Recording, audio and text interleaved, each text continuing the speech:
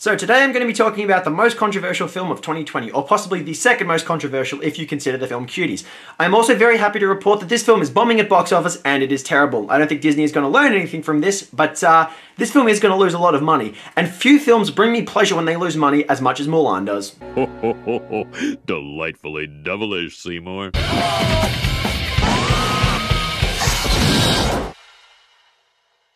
Yes everybody, welcome back to Delightfully Devilish, the show where we discuss films that all at once meet the criteria of being the good, the bad, and the ugly. I'm your host Jukebox Harry, and today we are going to be looking at a film which fails on the grounds of narrative and on the grounds of ethics. Mulan is a 2020 live-action remake of an animated 1998 Disney classic, which actually came from the Disney Renaissance era, the period when we saw films like The Little Mermaid and Tarzan become instant classics. I have to say, I never actually saw Mulan as a kid. Every time people started singing the words, "Let's get down to business," I would follow it up with, "I don't got no time to play around, what is this?"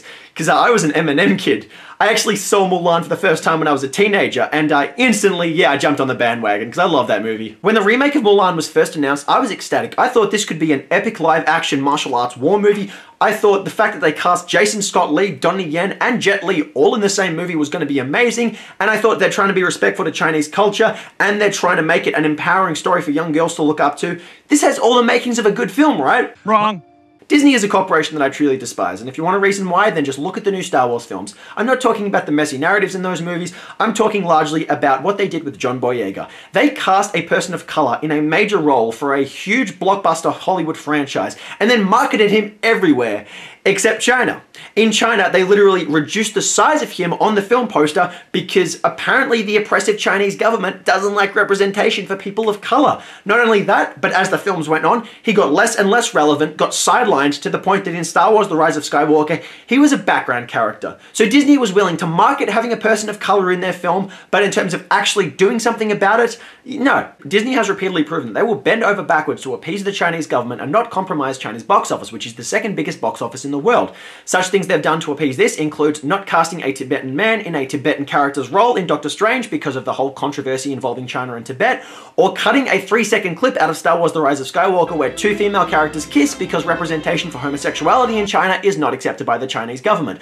Why do you think that there was very little homosexuality in Bohemian Rhapsody? Banned in China. I want to make it explicitly clear that I have nothing but respect for Asian culture and Asian identity. I teach karate. I teach a Japanese form of martial arts, which has always been a huge part of my life. And being born and raised in Australia, where there is such a large Chinese presence, I've been brought up around Chinese people all my life. I love the things that they have actually brought over to Australia and put into our culture.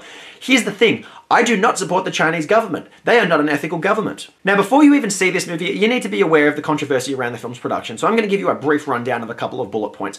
1. Disney Plus is charging an exorbitant fee on top of subscription fees just so you can see this movie.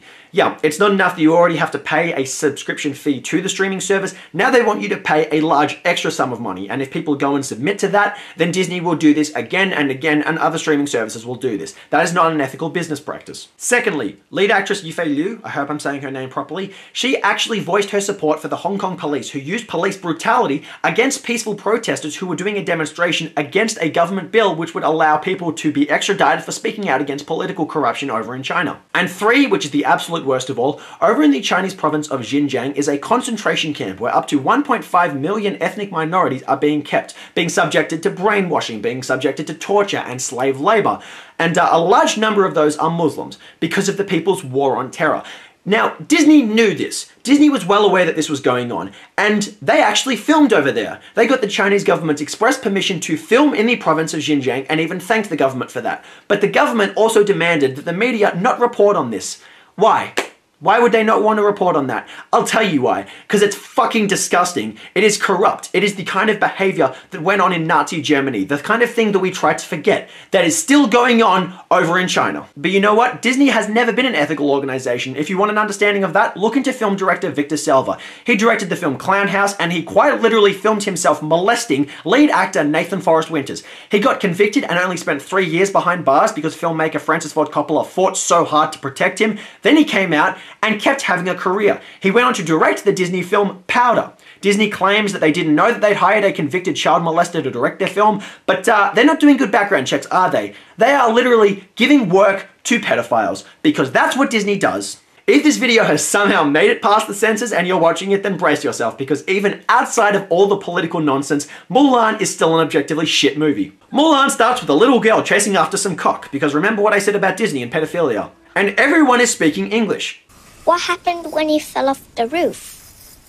It was like you were a bird. Remember, they cut out the character of Mushu in this film and all of the songs because they wanted it to be more culturally sensitive and realistic.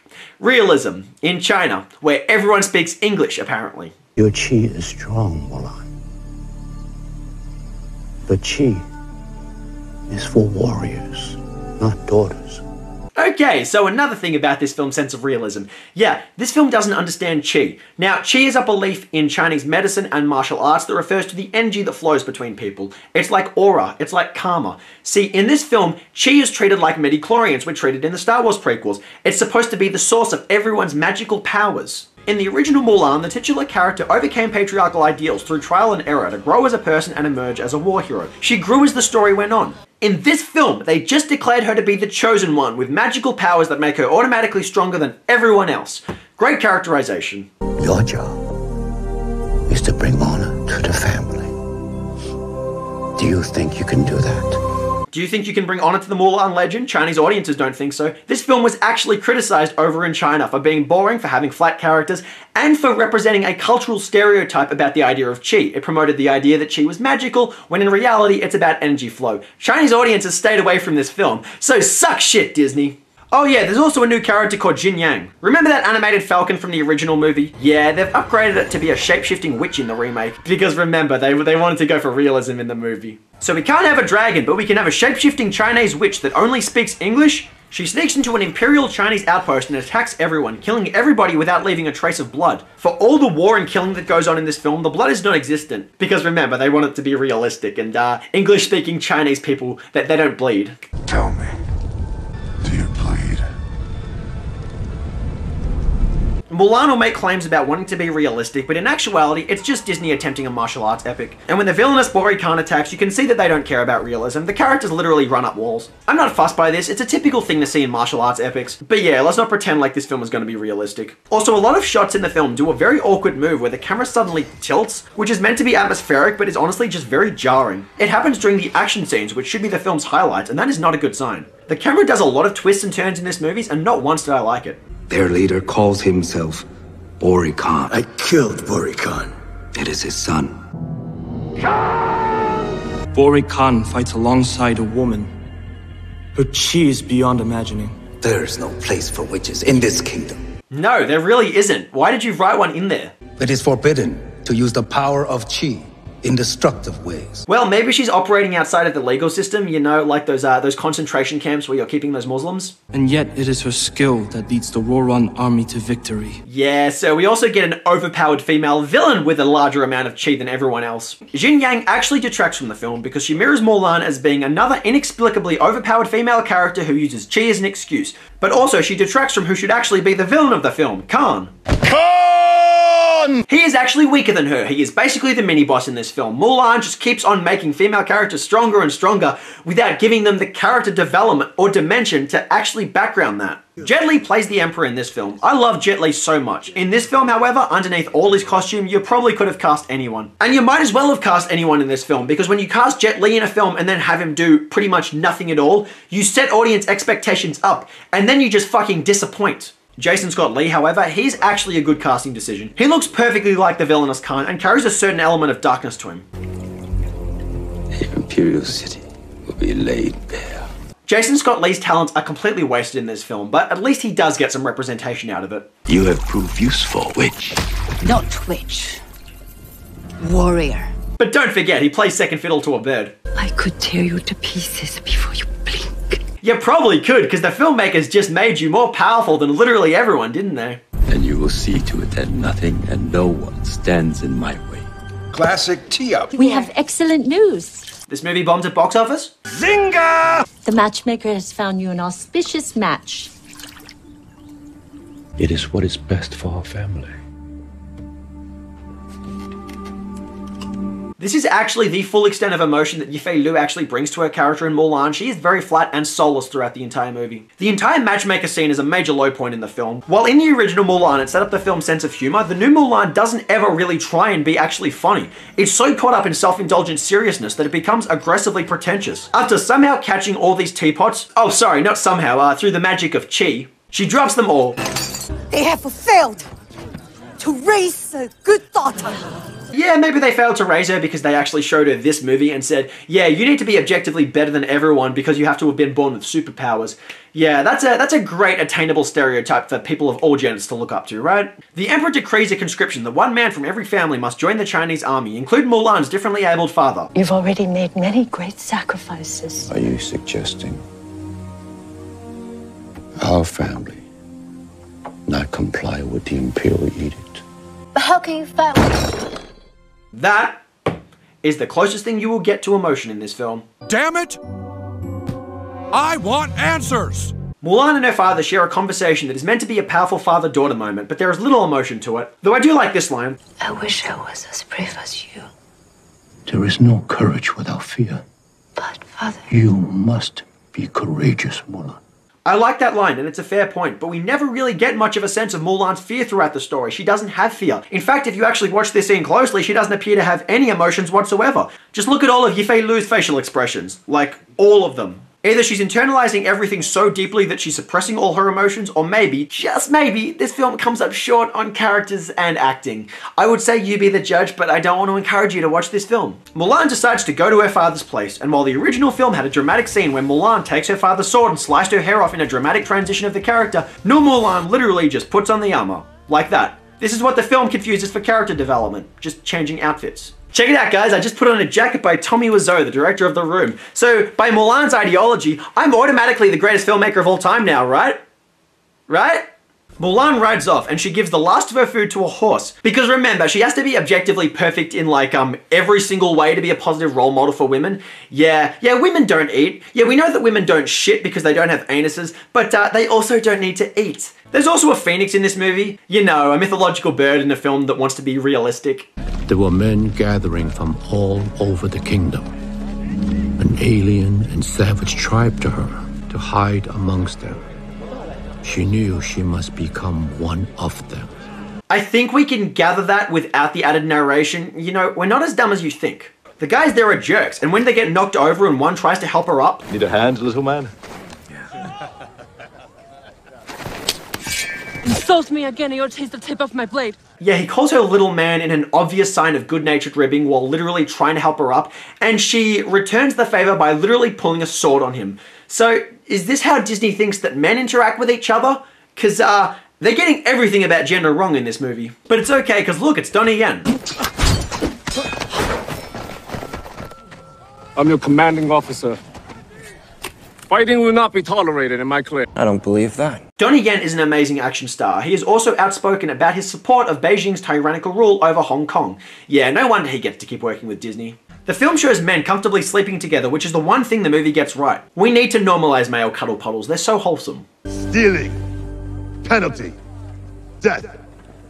Desertion. Penalty. Death. This film confuses the idea of saying certain words over and over again for the idea of actual writing. It's Superman 4, The Quest for Peace all over again. Destroy Superman. Disgrace. Disgrace for you. Disgrace for your family. Disgrace for your village. And there is the biggest fuck you to fans of the original Mulan. Remember that iconic scene with Mushu? Alright, that's it. Dishonor. Dishonor on your whole family. Make a note of this. Dishonor on you. Dishonor on your cow. They cut Mushu out and then changed his dialogue into pretentious dramatic dialogue. This is not making me happy. We get a montage of all the soldiers being put through a training regime. While seeing people perform martial arts and swordsmanship in sync is impressive, the rest is pretty hollow. Also, all of Mulan's surrounding soldiers who were silly, lovable characters in the animated film have now been reduced to rhyming fuckboys. I like my women buxom. With strong, wide hips. I like kissing women with cherry red lips. I don't care what she looks like. I agree. I care what she cooks like. Terrible. Take a lap. Also, during a training exercise, Mulan starts a fight with her love interest Chen, showing that she can literally kick a spear with intense speed. Cause remember, realism. And Commander Tung seems to tolerate the fight just fine. fucking liar! You must hide your chi.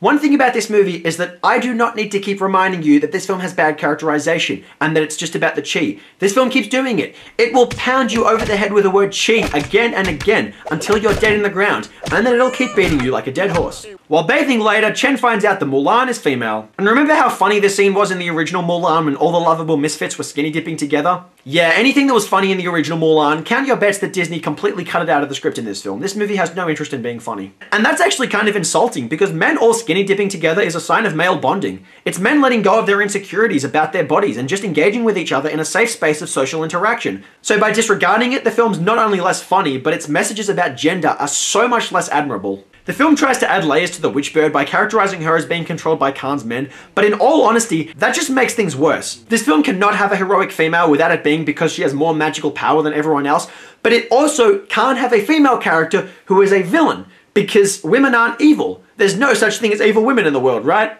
Yeah, remember the character Maleficent, the vindictive, frightening Disney villain, who was then brought back for a live-action remake where they actually decided that the only reason she was evil was because another man hurt her once upon a time? Yeah, that's the same message in this film. Women aren't heroic without magic powers, and women aren't evil without it being men's faults. Just, it's pathetic. In a progressive pro-feminist world, we should be able to see female characters being represented from all different kinds of the spectrum. We need to see them as heroic. We need to see them as evil. Because women have their own sense of identity. Women make choices for themselves. They can choose to be good. They can choose to be evil. They can't always just have their path dictated by men. I serve you. I am the slave. And that completely sums up the character. Commander Tung tells Mulan to use all of her chi, and suddenly she starts showing that she is objectively stronger than all the other men. Not because she earned it, not because as a woman she had to work twice as hard as the men around her to fight against patriarchal oppression, it's because of magic powers. You see, magic. Got it. We get another action scene complete with more annoying tilts and no blood, and of course the witch does everything because she's as overpowered as Mulan. The other men just write in afterwards and take the credit. I mean, it's not exactly inaccurate that men in power will actually exploit women working beneath them and then just take all the credit, but the thing is, the male characters in this film that aren't the witch, they do nothing. She literally just does all of the work. Mulan and the men sit around the fire contemplating the impending battle and talking about how they'll stand up for each other, but just when you think the film is actually going to do something right and show male characters being vulnerable and fearful, nope, it just turns out to be another emotionally monotonous scene where Mulan fixes everything by quoting her father. Finally, everyone goes into battle. Khan and a few of his men turn and ride away, while Mulan and a few of her men give chase. None of Mulan's men actually do anything, they all get hit with arrows. Again, Mulan is left to do literally all of the work. Seriously guys, come on. Mulan encounters the witch, there's a brief fight scene where she cuts the witch's hand and we get literally the only blood that will actually appear in this film. All that for a drop of blood. Who are you? I'm Rick James, bitch! Then you will die, pretending to be something you're not. Yeah, there is no feeling of like threat or anything whatsoever when she speaks.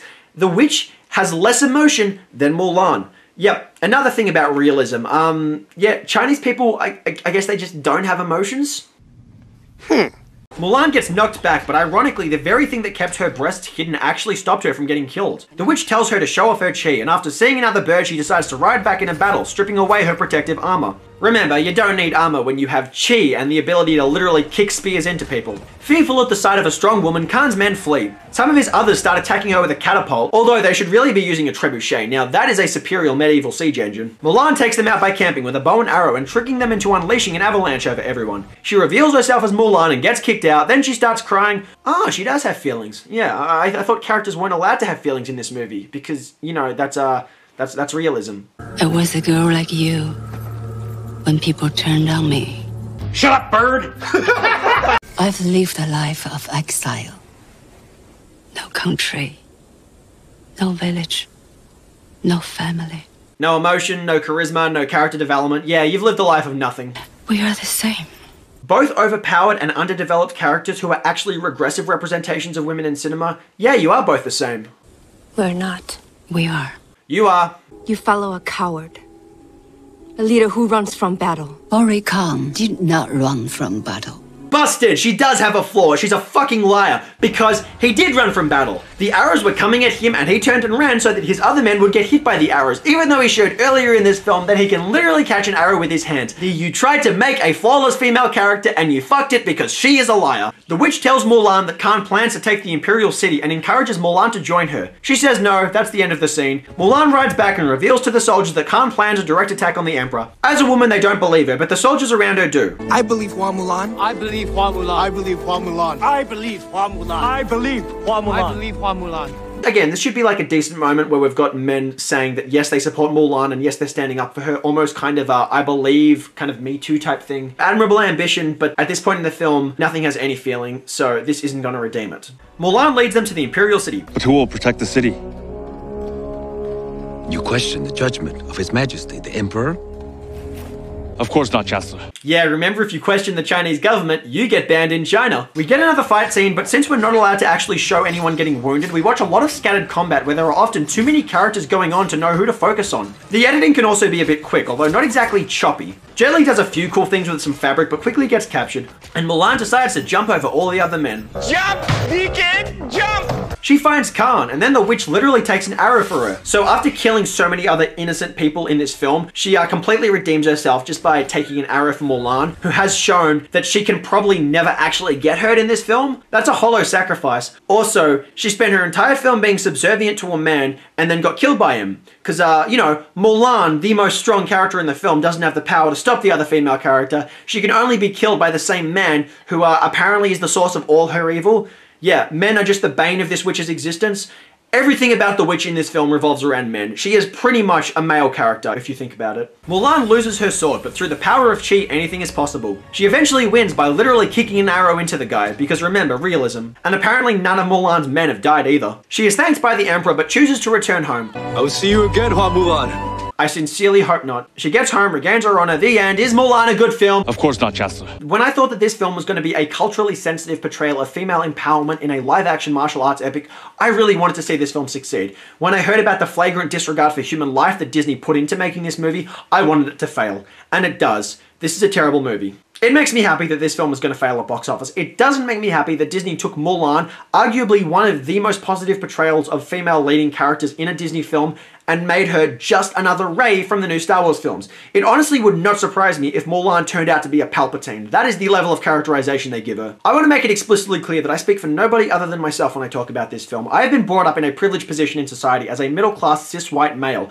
I will never understand what it's like to be brought up as a woman and to have to go through the things that women do, or the things that people of any other genders do. But as far as representing gender goes, I don't think this film does a good job. If people do see this film and realize that women are strong and that regardless of gender, we all need to unite to fight against the forces of evil, then good. But I don't think that's what this film is going to convey. I have met a lot of women in life who have seen the original Mulan and said that that is one of their favorite portrayals of female characters in Disney folklore, because Mulan is so strong. She's not just another princess. She is a war hero. She's flawed yet brave. She is rich with character, neither a product of strictly feminine or masculine stereotypes. I've also met people who said that they see Mulan as a film where a woman has to become a man in order to actually achieve anything, which can be seen as a patriarchal message, and that is a fair commentary. I myself think that Mulan succeeds over the other men in the original film because she isn't carried by blind masculinity. She's informed by her understanding of being oppressed in a patriarchal world and fights to overcome it through human growth. And that growth is one thing that you will never see in the new Mulan. She's overpowered as a child and as an adult. I know this is meant to be a kid's fantasy movie as well as a war epic and a classic martial arts epic, but it really can't settle on developing itself into any of those things. The best way that I can actually characterize Mulan in this film is by contrasting her to how Zuko is characterized in Avatar: The Last Airbender through one of his quotes.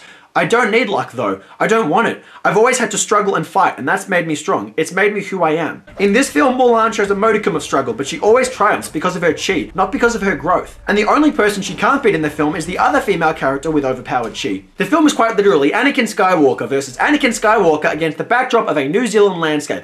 Although apparently it's also against the backdrop of a landscape where human rights are not being considered. I want to compare the character Mulan to another much maligned live-action Asian female character that Disney has actually given the world in recent years. That's the character Rose Tico from Star Wars The Last Jedi. You might remember her as the character that was played by Kelly Marie Tran, an actress who was literally bullied off her social media by the same Star Wars fanboys who pushed Jake Lloyd into severing his ties with the Star Wars universe and tried to convince Ahmed Best to literally kill himself, all for the sin of playing Jar Jar Binks. She's portrayed largely in a one-dimensional manner, but despite being perpetually in a state of fear, she pushes past it to help fight against the Empire. The Last Jedi is not a great film, and like every character in the new Star Wars movies, Rose Tico is a thoroughly underdeveloped character who actually got pretty much written out of the next Star Wars film because Disney was willing to bend over backwards for the toxic part of the Star Wars fan club. She's portrayed largely in a one-dimensional manner, but despite being perpetually in a state of fear, she pushes past it to help fight against the Empire, and even to save Finn's life at the end of the film. She is flawed, she is vulnerable, she is not carried by a predisposition for unlimited power. No, there was another character in the film that did that. That was Rey,